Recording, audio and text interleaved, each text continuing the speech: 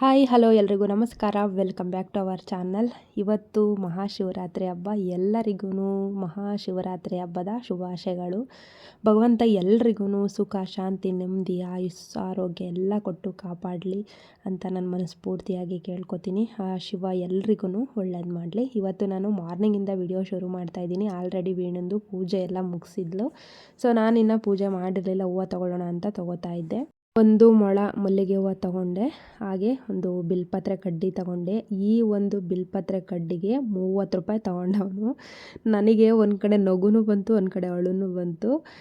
ಈ ಒಂದು ಮೊಳ ಮಲ್ಲಿಗೆ ಹೂವಿಗೆ 50 ರೂಪಾಯಿ ತೊಗೊಂಡ್ರು. ಸೊ ಇನ್ನೇನು ಮಾಡೋಂಗಿಲ್ಲ, ಹಬ್ಬ ಅಲ್ವಾ. ನನಗೂ ಪೂಜೆ ಮಾಡಲಿಕ್ಕೆ ಬಿಲ್ಪತ್ರೆ ಅವಶ್ಯಕತೆ ಇತ್ತು. ನಮ್ಮೂರ ಕಡೆಯಲ್ಲೆಲ್ಲ ಹಾಗೆ ಸಿಕ್ಬಿಡುತ್ತೆ. ಹೋಗಿ ಕಿತ್ಕೊಂಬಂದುಬಿಟ್ರೆ ಬಿಲ್ಪತ್ರೆ ಕಾಯಿ ಎಲ್ಲದನ್ನು ಹಾಗೆ ಸುಮ್ಮನೆ ಹೋಗಿ ತೊಗೊಂಬಂದ್ಬಿಡ್ಬೋದು. ಅವಾಗ ಅನಿಸುತ್ತೆ ಒಂದೊಂದ್ಸಲ ಫೆಸ್ಟಿವಲ್ಗಳು ಬಂದಾಗ ಅನಿಸುತ್ತೆ ಹಳ್ಳಿ ಜೀವನ ಬೆಸ್ಟ್ ಜೀವನ ಅಂತ. ಈ ಸಿಟಿಲಿ ಎಲ್ಲದನ್ನು ಕೊಂಡು ತಿನ್ನಬೇಕು. ಆದ್ರೂ ಹಬ್ಬ ಮಾಡದೆ ಇರಲಿಕ್ಕಾಗಲ್ಲ, ಮಾಡಲೇಬೇಕು. ಇವತ್ತು ಶಿವರಾತ್ರಿ ಹಬ್ಬ. ನಮ್ಮ ಕಡೆ ಎಲ್ಲ ತುಂಬ ಜೋರಾಗಿ ಮಾಡ್ತಾರೆ. ಯಾಕಂದರೆ ನಮ್ಮ ಇದರಲ್ಲಿ ಮಹಾಶಿವರಾತ್ರಿ ಅಂದರೆ ಒಂದು ದೊಡ್ಡ ಹಬ್ಬ ಅಂತಲೇ ಹೇಳ್ಬೋದು. ಹಾಗಾಗಿ ನಾವು ಸ್ವಲ್ಪ ಚೆನ್ನಾಗಿ ಹಬ್ಬ ಎಲ್ಲ ಮಾಡ್ತಿದ್ವಿ ಊರಲ್ಲಿದ್ದಾಗ. ನಾನಿವಾಗ ಒಬ್ಬಳೇ ಇರೋದ್ರಿಂದ ಸಿಂಪಲ್ಲಾಗಿ ಮಾಡ್ಕೋತಾ ಇದ್ದೀನಿ. ನಾನು ಪಾತ್ರೆ ಎಲ್ಲ ತೊಳೆದು ಮುಗಿಸಿ ಮನೆಯನ್ನೆಲ್ಲ ನೀಟಾಗಿ ಕ್ಲೀನ್ ಮಾಡಿಕೊಂಡು ಇವಾಗ ಫ್ರೆಶಪ್ ಆಗಿ ತಂಬಿಟ್ಟು ಕೂಡ ರೆಡಿ ಮಾಡ್ಕೋತಾ ಇದ್ದೀನಿ.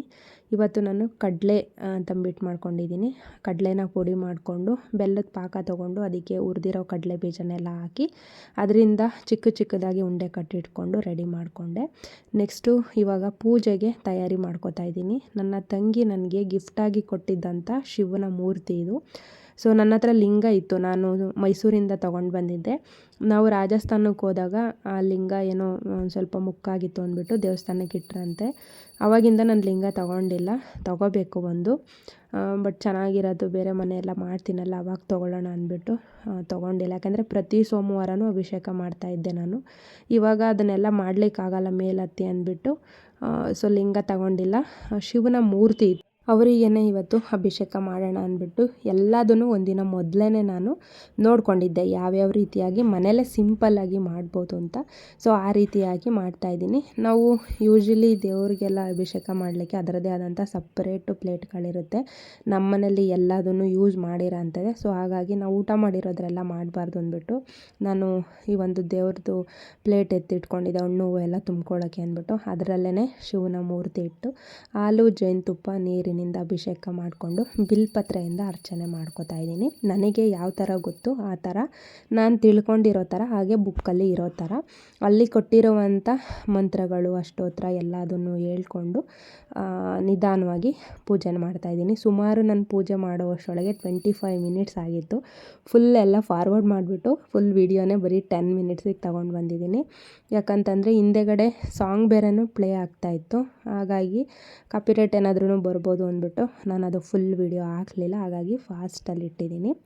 ಇವಾಗ ಫಸ್ಟ್ ಸ್ಟಾರ್ಟಿಂಗಲ್ಲಿ ನಾನು ನೀರಿನಿಂದ ಅಭಿಷೇಕ ಮಾಡಿಕೊಂಡು ನೀಟಾಗಿ ಶಿವಲಿಂಗನೆಲ್ಲ ತೊಳ್ಕೊಂಡು ಶಿವನ ಮೂರ್ತಿನೆಲ್ಲ, ಆಮೇಲೆ ಹಾಲಿನಿಂದ ಅಭಿಷೇಕ ಮಾಡಿಕೊಂಡು ಗಂಧ ಎಲ್ಲ ಇಟ್ಟು ಬಿಲ್ಪತ್ರೆ ಇಟ್ಟು ಅವ್ರು ಹೇಳ್ಕೊಟ್ಟಂಗೆ ನಾನು ಪೂಜೆ ತಯಾರಿ ಮಾಡಿಕೊಂಡೆ. ಅದೆಲ್ಲ ಆದಮೇಲೆ ಅಭಿಷೇಕ ಮಾಡಿರೋವಂಥ ಒಂದು ಹಾಲು ನೀರು ಜೇನುತುಪ್ಪ ಎಲ್ಲ ಏನು ಅಭಿಷೇಕ ಮಾಡಿದ್ವಿ, ಅಭಿಷೇಕ ಮಾಡಿರುವಂಥ ನೀರನ್ನು ಮತ್ತು ಹಾಲು ಜೇನುತುಪ್ಪ ಎಲ್ಲ ಹಾಕಿ ಅಭಿಷೇಕ ಮಾಡಿದ್ವಲ್ಲ ಅದನ್ನು ಒಂದು ಬೌಲಲ್ಲಿ ಹಾಕಿ ಎತ್ತಿಟ್ಟು, ಆಮೇಲೆ ಇವಾಗ ಇನ್ನೊಂದು ಪ್ಲೇಟಲ್ಲಿ ನಾನು ಶಿವನ ಮೂರ್ತಿ ಇಟ್ಟು ಅದಕ್ಕೆ ಗಂಧ ವಿಭೂತಿ ಎಲ್ಲ ಹೂವು ಎಲ್ಲ ಇಟ್ಟು ಮತ್ತೆ ಪೂಜೆ ಮಾಡಿಕೊಂಡು ಇವಾಗ ಬಿಲ್ಪತ್ರೆಯಿಂದ ಅಷ್ಟೋತ್ತರ ಶಿವನಾಮಾವಳಿ ಅಂತ ಒಂದು ಬರುತ್ತೆ.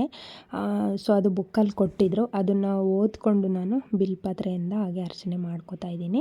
ಒಂದೊಂದೇ ಬಿಲ್ಪತ್ರೆನ ಆ ಹೆಸರಿಗೆ ತಕ್ಕಂತೆ ಒಂದೊಂದು ಬಿಲ್ಪತ್ರೆನ ಶಿವನ ಮೂರ್ತಿ ಹತ್ರ ಇಟ್ಟು ನಾನು ಪ್ರಾರ್ಥನೆ ಮಾಡ್ಕೋತಾ ಮಂತ್ರ ಹೇಳ್ಕೊತಾ ಇದ್ದೀನಿ. ಅದು ತುಂಬ ಅಂದರೆ ತುಂಬ ಕಷ್ಟ ಇರುತ್ತೆ. ಸ್ಟಾರ್ಟಿಂಗ್ ಹೇಳ್ಬೇಕಾದ್ರೆ ಸ್ವಲ್ಪ ಭಯನೂ ಆಗುತ್ತೆ, ಮತ್ತು ಏನಾದರೂ ತಪ್ಪಾಗ್ಬಿಡುತ್ತೆ ಅನ್ನೋದೊಂದು ಆತಂಕ ಇರುತ್ತೆ. ಸೊ ಸರಿಯಾಗಿ ನೋಡಿಕೊಂಡು ನೀಟಾಗಿ ನಾವು ಹೇಳ್ಬೇಕಾಗುತ್ತೆ. ನನ್ನ ಪೂಜೆ ಎಲ್ಲ ಮುಗಿಯೋವರೆಗೂ ನಾನು ನೀರನ್ನು ಕೂಡ ಕುಡ್ದಿರಲಿಲ್ಲ ಇವತ್ತು. ನಾನು ಪ್ರತಿ ವರ್ಷವೂ ಶಿವರಾತ್ರಿ, ಯುಗಾದಿ ಮತ್ತು ಗಣೇಶನ ಹಬ್ಬದಲ್ಲಿ ಉಪವಾಸ ಮಾಡೇ ಮಾಡ್ತೀನಿ. ಶಿವರಾತ್ರಿ ಅಂತ ಬಂದರೆ ನಾನು ಹಬ್ಬದ ದಿನ ಉಪವಾಸ ಮಾಡಿದ್ರೆ ಮಾರನೇ ಬೆಳಗ್ಗೆ ದೇವಸ್ಥಾನಕ್ಕೆ ಹೋಗಿ ದೇವ್ರ ದರ್ಶನ ಮಾಡಿ ಅಲ್ಲಿ ಕೊಡುವಂಥ ತೀರ್ಥ ತೊಗೊಂಡು ಆಮೇಲೆ ನಾನು ಉಪವಾಸನ ಮುಗಿಸಿ ಮನೆಗೆ ಬಂದು ಊಟ ಮಾಡ್ತಿದ್ದೆ. ಬಟ್ ಸ್ವಲ್ಪ ವರ್ಷದಿಂದ ನನಗೆ ಆರೋಗ್ಯ ಸರಿ ಇಲ್ದಿದ್ದ ಕಾರಣ ಮಾತ್ರೆಗಳೆಲ್ಲ ತಗೋತಾ ಇದ್ನಲ್ಲ, ಆವಾಗಿಂದ ನಾನು ಉಪವಾಸ ಮಾಡೋದು ಬಿಟ್ಟೆ. ಪೂಜೆ ಮುಗಿಯೋವರೆಗೂ ನಾನೇನು ತಿನ್ನಲ್ಲ. ಆಮೇಲೆ ಪೂಜೆ ಎಲ್ಲ ಮುಗಿಸಿ ಪ್ರಸಾದ ತಿಂತೀನಿ. ಯಾಕಂದರೆ ಉಪವಾಸ ಮಾಡ್ತೀವಿ ಅಂದರೆ ತುಂಬ ನಿಯಮದಿಂದ ನಿಷ್ಠೆಯಿಂದ ಮಾಡಬೇಕು. ಹಣ್ಣು ತಿನ್ನೋದು, ಹಾಲು ಕುಡಿಯೋದು, ನಾವು ಎಳ್ನೀರು ಕುಡಿಯೋದು, ಇದೆಲ್ಲ ಮಾಡೋದ್ರಿಂದ ನಮ್ಮ ದೇಹಕ್ಕೆ ಏನು ಬೇಕೋ ಅದೆಲ್ಲ ಶಕ್ತಿ ಸಿಕ್ಕೇ ಸಿಗುತ್ತೆ. ಹಾಗಿದ್ಮೇಲೆ ಅದು ಉಪವಾಸ ಅನ್ನಿಸ್ಕೊಳ್ಳೋದೇ ಇಲ್ಲ. ಸೊ ನಾವು ಉಪವಾಸ ಮಾಡೋದಾದರೆ ನೀರು ಕುಡಿದು ಉಪವಾಸ ಮಾಡಬೇಕು, ಅಥವಾ ನೀರು ಕುಡಿದೇನೂ ಕೂಡ ಕೆಲವರು ಉಪವಾಸ ಮಾಡ್ತಾರೆ. ಸೊ ಅದೇ ಥರ ನಾನಿವತ್ತು ಮಧ್ಯಾಹ್ನ 1:30ವರೆಗೂ ಒಂದು ಹನಿ ನೀರನ್ನು ಕುಡ್ದಿಲ್ಲ. ನಾನು ಬೆಳಗ್ಗೆ ಎದ್ದು ಕಾಫಿನೂ ಕೂಡ ಕುಡ್ದಿಲ್ಲ. ಆ ಥರ ಇವತ್ತು ಒಂದು ಹಬ್ಬದ ಪೂಜೆನ ಮುಗಿಸ್ಕೊಂಡೆ. ಪೂಜೆ ಎಲ್ಲ ಮುಗಿಸಿ ಅಷ್ಟೊತ್ತರ ಹೇಳಿದಾದಮೇಲೆ ಒಂದು ಸಲ ಮಂಗಳಾರತಿ ಮಾಡಿ ನೆಕ್ಸ್ಟು ದೇವ್ರಿಗೆ ಕೈ ಮುಗಿದು ತಾಳಿ ಬೊಟ್ಟಿಗೆ ಅರಿಶಿನ ಕುಂಕುಮ ಇಟ್ಟು ಪೂಜೆ ಎಲ್ಲ ಮುಗಿಸಿದ್ದೀನಿ. ಈ ಥರ ಮಾಡಿದ್ದೀನಿ, ನೋಡ್ತಾ ಇರ್ಬೋದು. ನನಗೆ ಗೊತ್ತಿರೋ ಥರ ಮಾಡಿದ್ದೀನಿ. ನೀವು ನಿಮ್ಮ ಮನೆಗಳಲ್ಲಿ ಯಾವ ಥರ ಮಾಡ್ತೀರೋ ನಂಗೆ ಖಂಡಿತ ಗೊತ್ತಿಲ್ಲ. ಹಾಗೆ ನೈವೇದ್ಯನೂ ಕೂಡ ಮಾಡಿಕೊಂಡೆ. 2 ಬಾಳೆಹಣ್ಣು ಇಟ್ಕೊಂಡೆ. ಹಾಗೆ ತಂಬಿಟ್ಟು ಮಾಡಿದ್ನಲ್ಲ ಅದನ್ನು ಕೂಡ ನೈವೇದ್ಯ ಮಾಡಿ ಪೂಜೆ ಮುಗಿಸ್ದೆ. ಇವಾಗ ಮತ್ತೆ ಮನೆ ದೇವ್ರುಗಳಿಗೆಲ್ಲ ಪೂಜೆ ಮಾಡ್ಕೊತಾ ಇದ್ದೀನಿ. ಫಸ್ಟಿಗೆ ನಾನು ದೀಪ ಎಲ್ಲ ಹಚ್ಕೊಂಡು ಗಣೇಶನ ಪೂಜೆ ಮಾಡಿ ಆದಮೇಲೆ ನೆಕ್ಸ್ಟು ನಾನು ಅಭಿಷೇಕ ಎಲ್ಲ ಮಾಡಿದ್ದು. ಮೊದಲು ಯಾವತ್ತೂ ಗಣೇಶನ ಪೂಜೆ ಮಾಡಿಯೇ ನಾವು ಬೇರೆ ದೇವ್ರುಗಳಿಗೆ ಪೂಜೆ ಮಾಡಬೇಕಾಗುತ್ತೆ. ಇವತ್ತು ನನ್ನ ಪೂಜೆ ಈ ರೀತಿಯಾಗಿತ್ತು. ಒಬ್ಬಳೇ ಇದ್ರೂ ಕೂಡ ನನಗೆ ಖುಷಿ ಕೊಡೋ ಥರ ಪೂಜೆ ಮಾಡಿದ್ದೀನಿ. ಇವತ್ತು ನನ್ನ ತಾಯಿಗೆ ಪೂಜೆಗೆ ಅಂತ ತಂದಿದ್ದು ಈ ಸೀರೆ ನಾನು ಇವತ್ತು ಹಾಕ್ಕೊಂಡಿರೋದು. ಸೊ ಆ ಸೀರೆನ ವೇರ್ ಮಾಡಿದ್ದೀನಿ. ನಾನು ತುಂಬ ಇಷ್ಟಪಟ್ಟು ತೊಗೊಂಡಿದ್ದಂಥ ಸ್ಯಾರಿ ಗ್ರೀನ್ ಕಲರು. ಗ್ರೀನ್ ಅಂದರೆ always my favourite green colour ಅಂದರೆ. ಸೊ ಇವಾಗ ನೆಕ್ಸ್ಟು ನಾನು ಉಪ್ಪಿಟ್ಟು ಮಾಡ್ಕೊಳ್ಳೋಣ ಅಂತ ರೆಡಿ ಮಾಡ್ಕೊತಾ ಇದ್ದೀನಿ. ನಾವು ಶಿವರಾತ್ರಿ ಹಬ್ಬದ ದಿನ ತಂಬಿಟ್ಟು ಮಾಡ್ತೀವಿ. ಅದನ್ನು ಬಿಟ್ಟರೆ ಅನ್ನ ಎಲ್ಲ ಮಾಡಲಿಕ್ಕೆ ಹೋಗಲ್ಲ, ಉಪವಾಸ ಇರಲ್ವಲ್ಲ ಅಂಥವರು, ಊಟ ಏನೂ ಮಾಡಲ್ವಲ್ಲ. ಸೊ ಹಾಗಾಗಿ ಅವರು ಮನೇಲಿ ಅಡುಗೆನೂ ಕೂಡ ಮಾಡಲ್ಲ. ನಾವೂ ಕೂಡ ಅಷ್ಟೇ ಮನೇಲಿ ಅನ್ನ ಸಾಂಬಾರು ಆ ಥರದ್ದು ಏನೂ ಮಾಡಲ್ಲ. ಮಾಡಿದ್ರೆ ಉಪ್ಪಿಟ್ಟು ಅಷ್ಟೇ ಏನಾದ್ರೂ ಮಾಡಿಕೊಂಡು ಉಪವಾಸ ಮಾಡ್ತಿರಲ್ವಲ್ಲ ಅಂಥವ್ರಿಗೆ ಮಾಡಿ ಕೊಡ್ತಾಯಿದ್ವಿ. ಅದೇ ಅಭ್ಯಾಸ ನನಗೂ ಆಗಿತ್ತು. ಸೊ ಅದೇ ನೆನಪಾಯ್ತಲ್ಲ ಇವಾಗ. ಹಾಗೆ ನಾನು ಹೇಗಿದ್ರೂ ಉಪವಾಸ ಮಾಡ್ತಾ ಇಲ್ವಲ್ಲ ಅಂದ್ಬಿಟ್ಟು ಉಪ್ಪಿಟ್ಟಿಗೆ ರೆಡಿ ಮಾಡ್ಕೊತಾ ಇದ್ದೀನಿ. ನೆನ್ನೆನೂ ಕೂಡ ಬೆಳಗ್ಗೆಯಿಂದನೂ ಸಂಜೆ 5 ಗಂಟೆ 5:15 ಆಗಿತ್ತು ನಾನು ಪೂಜೆ ಮುಗಿಸೋ ಅಷ್ಟರೊಳಗೆ, ಗುರುವಾರದ್ದು. ಅಲ್ಲಿವರೆಗೂ ನಾನು ಏನೂ ತಿಂದಿರಲಿಲ್ಲ. ರಾಯರ ಮಠಕ್ಕೆ ಹೋಗಿ ರಾಯರ ಪ್ರಸಾದ ಸಿಕ್ತು, ಅದನ್ನು ತಿಂದಾದಮೇಲೆ ನಾನು ರಾತ್ರಿ 8:00ವರೆಗೆ ಊಟ ಮಾಡಿದ್ದು. ಅಲ್ಲಿವರೆಗೂ ನಾನು ನೆನ್ನೆ ಕಾಫಿನೂ ಕೂಡ ಕುಡ್ದಿರಲಿಲ್ಲ. ಆ ಥರ ಉಪವಾಸ ಇದ್ದೆ. ಅದು ಏನಕ್ಕೆ ಅನ್ನೋದೇ ಗೊತ್ತಿಲ್ಲ, ನಂಗೆ ಊಟ ಮಾಡೋಕ್ಕೆ ಮನಸ್ಸು ಬರಲಿಲ್ಲ. ಇವತ್ತು ನನಗೆ ಅಷ್ಟು ಉಪವಾಸ ಇರೋಕ್ಕಾಗಲಿಲ್ಲ. ಹಾಗಾಗಿ 1:30ವರೆಗೂ ಪೂಜೆ ಮುಗಿಸೋವರೆಗೂ ಉಪವಾಸ ಮಾಡಿ ಆಮೇಲೆ ನಾನು ಪ್ರಸಾದನ ತಿಂದೆ. ಮತ್ತು ಅದನ್ನು ಬೈಕೋಬೇಡಿ ಯಾರಾದ್ರೂ, ಉಪವಾಸ ಮಾಡಬೇಕಿವತ್ತು ಅಂತ. ಅದೆಲ್ಲ ನಮ್ಮ ಒಂದು ಆರೋಗ್ಯದ ಮೇಲೆ ಡಿಪೆಂಡ್ ಆಗಿರುತ್ತೆ. ಮತ್ತು ಇವತ್ತು ಶಿವರು ಉಪವಾಸ ಮಾಡ್ತಾಯಿದ್ದಾರೆ. ಬೆಳಗ್ಗೆಯಿಂದ ಅವರು ನಾಳೆವರೆಗೂ ಏನೂ ತಿನ್ನಲ್ಲ. ಈ ವರ್ಷ ಅಂತಲ್ಲ, ಪ್ರತಿ ವರ್ಷವೂ ಮಾಡ್ತಾರೆ. ನನಗೆ ಪರಿಚಯ ಆದಾಗಿಂದನೂ ನಾನು ಕೇಳ್ತಾನೆ ಇರ್ತೀನಿ. ನಾನು ಅವಾಗೆಲ್ಲ ಉಪವಾಸ ಮಾಡ್ತಾಯಿದ್ದೆ. ಅವಾಗ ಕೇಳುತ್ತಿದ್ನಲ್ಲ, ಅವಾಗ ಹೇಳ್ತಾಯಿದ್ರು ಅವರು ಇವತ್ತು ನಾನು ಊಟ ಮಾಡಲ್ಲ ಅಂತ. ಸೊ ಈ ವರ್ಷವೂ ಕೂಡ ಅದೇ ರೀತಿ ಅವರು ಬೆಳಗ್ಗೆನೇ ಎದ್ದು ಫ್ರೆಶ್ ಅಪ್ ಎಲ್ಲ ಆಗಿ ಆಮೇಲೆ ಉಪವಾಸನ ಶುರು ಮಾಡಿದ್ರಂತೆ. ನೀರೂ ಕೂಡ ಕುಡಿಬೇಡಿ ಆಗ ಉಪವಾಸ ಮಾಡಿ ಅಂದೆ. ಯಾಕೆ ಹೇಳ್ಬಿಡು ನೀನು, ನನಗೆ ಯಾವ ಥರ ಅನಿಸುತ್ತೆ ಆ ಥರ ಮಾಡ್ತೀನಿ ಅಂತಂದರು. ಆದರೆ ಏನೂ ತಿಂದಿಲ್ಲ ಪಾಪ ಅವರು, ನೀರು ಅಂದ್ಬಿಟ್ಟು ಏನೂ ತಿಂದಿಲ್ವಂತೆ. ನಿಮ್ಮ ಖುಷಿ, ಯಾವ ಥರ ಬೇಕು ಆ ಥರ ಉಪವಾಸ ಮಾಡಿ. ಹೆಣ್ಮಕ್ಳಿಗಿಂತ ಗಂಡು ಮಕ್ಳಿಗೆ ಬೇಗ ದೇವರು ವರ ಕೊಟ್ಬಿಡ್ತಾನೆ. ಅದರಲ್ಲೂ ಶಿವ ಅಂತಂದರೆ ಮೊದಲು ಗಂಡು ಮಕ್ಕಳಿಗೆ ವರ ಬೇಗ ಸಿಕ್ಬಿಡುತ್ತೆ. ಸೊ ಹಾಗಾಗಿ ಅವರೂ ಉಪವಾಸ ಮಾಡ್ತಾಯಿದ್ರು. ನನ್ನ ಉಪವಾಸ ಅರ್ಧ ದಿನಕ್ಕೆ ಮುಗೀತು. ಇವಾಗ ನಾನು ರವೆನೆಲ್ಲ ಹುರಿದು ರೆಡಿ ಮಾಡಿಕೊಂಡು ಎಲ್ಲ ತರಕಾರಿ, ಸ್ವಲ್ಪ ತರಕಾರಿ ಹಾಕಿ ಮಾಡ್ಕೊಳ್ಳೋಣ ಅಂದ್ಬಿಟ್ಟು ಈರುಳ್ಳಿ ಟೊಮೊಟೊ ಎಲ್ಲ ಕಟ್ ಮಾಡಿ ಎತ್ತಿಟ್ಕೊಂಡಿದ್ದೀನಿ. ನೈವೇದ್ಯಕ್ಕೆ ನಾನು ತಂಬಿಟ್ಟು ಮಾಡ್ಕೊಂಡಿದ್ದೆ. ಹಾಗೆ ಸಪ್ಪೆ ಒಂದು ಕೋಸಂಬರಿ ಏನು ಹೇಳ್ತೀವಿ ಅದನ್ನು ಮಾಡಿ ನೈವೇದ್ಯ ಮಾಡಿದ್ದೆ. ಅದಕ್ಕೆ ಉಪ್ಪು ಎಲ್ಲ ಏನೂ ಸೇರಿಸಂಗಿಲ್ಲ, ಸಪ್ಪೆ ನೈವೇದ್ಯ ಮಾಡ್ತೀವಿ.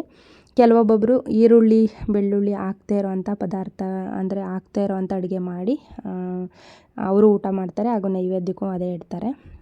ನಮ್ಮ ಕಡೆ ಆ ಥರ ಏನಿಲ್ಲ. ನಾವು ಬೆಳ್ಳುಳ್ಳಿ ಯೂಸ್ ಮಾಡಲ್ಲ, ಈರುಳ್ಳಿ ಒಂದು ಯೂಸ್ ಮಾಡ್ತೀವಿ. ಒಂದೊಂದು ಕಡೆ ಒಂದೊಂದು ಥರ ಪದ್ಧತಿ ಇರುತ್ತೆ ಅಂತ ಅಂದ್ಕೋತೀನಿ. ಫೈನಲಿ ನಾನು ಉಪ್ಪಿಟ್ಟು ಕೂಡ ರೆಡಿ ಆಯಿತು. ಇವಾಗ ಹೊಟ್ಟೆ ಅಂತೂ ಫುಲ್ ಹಸಿತಾಯಿತ್ತು. ನಂಗೆ ನಿಂತ್ಕೊಳ್ಳೋಕ್ಕೂ ಶಕ್ತಿ ಇರಲಿಲ್ಲ, ಅಷ್ಟು ಹಸಿವಾಗ್ತಾಯಿತ್ತು ನನಗೆ. ಸೊ ಹಾಗಾಗಿ ಇನ್ನು ಸಂಜೆಗೂ ಇದೇ ಬೇಕಲ್ಲ, ಸಂಜೆಗೂ ನಾನು ಅನ್ನ ಸಾಂಬಾರೇನು ತಿನ್ನಲ್ಲ. ಹಾಗಾಗಿ 2 ಟೈಮ್ಗೆ ಆಗೋ ಥರ ಮಧ್ಯಾಹ್ನದಾಗಲೇ ಉಪ್ಪಿಟ್ಟು ಮಾಡಿ ರೆಡಿ ಮಾಡಿಕೊಂಡು ವೀಣಂಗೂ ಕೂಡ ಕೋಸಂಬರಿ ತಂಬಿಟ್ಟು ಕೊಟ್ಟು ಬಂದೆ. ಅವಳು ಬೆಳಗ್ಗೆನೇ ಪೂಜೆ ಮಾಡಿ 4:15ಗೆ ಎದ್ದಿಲ್ಲಂತೆ. ಬೆಳಗ್ಗೆನೇ ಪೂಜೆ ಎಲ್ಲ ಮಾಡಿ ಅವಳು ಅಕ್ಕಿ ತಂಬಿಟ್ಟು ಮಾಡ್ಕೊಂಬಂದು ಕೊಟ್ಟಿದ್ಲು.